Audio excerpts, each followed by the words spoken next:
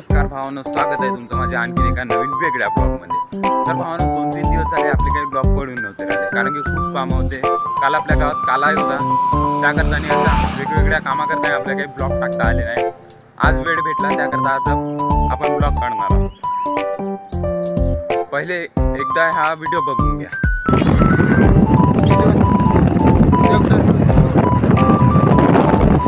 बघला ना, मी तुम्हाला मागच्या आपण 2-4 दिवसा एक रील टाकली होती। त्या रीलमध्ये सांगलं होतं की गॅसच्या कमतरतेमध्ये चुलीची गरज भासवली आणि पेट्रोलच्या कमतरतेमध्ये आज ही गर्दी बघू शकता। ही पेट्रोलची गर्दी आहे आणि त्या कमतरतेमध्ये तुम्हाला बैलगाडा घोडागाडा याची किंमत कळेल। हे तर तुम्हाला कळतच आहे।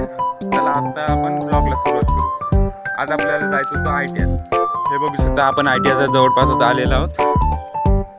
ITIला खूप उशीर झाला, कारण की आज पहिला दिवस आहे। 2-3 दिवस झाले आपण ITIत आलोय नव्हतो।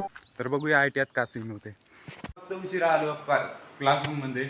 इकडे बघू शकता, क्लासरूम मध्ये कोणीच नाही येऊन।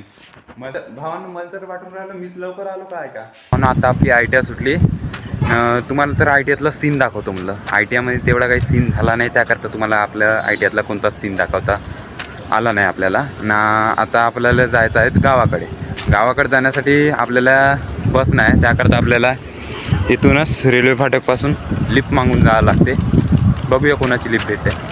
तर भावना, आता आपल्याला लिफ्ट भेटली होती। तो दादा बहुतेक वरूचा होता। त्या दादासंग आपण आपल्या फाट्यावर आलो आणि फाट्यापासून आता आपण पैदल चाललेलो आहोत। आणि येथून आपला गाव फक्त 2 किलोमीटर आहे।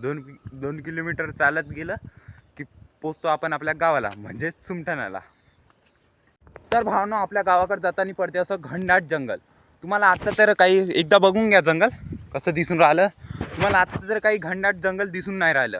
तुम्ही एकदाच आपल्या गावाकडे तुम्ही एकदाच पावसाळ्यामध्ये आपल्या गावाकडे विजिट देऊन पहा, म्हणजे आपल्या जंगलात विजिट देऊन पहा की कसं आपलं जंगल घनदाट दिसते।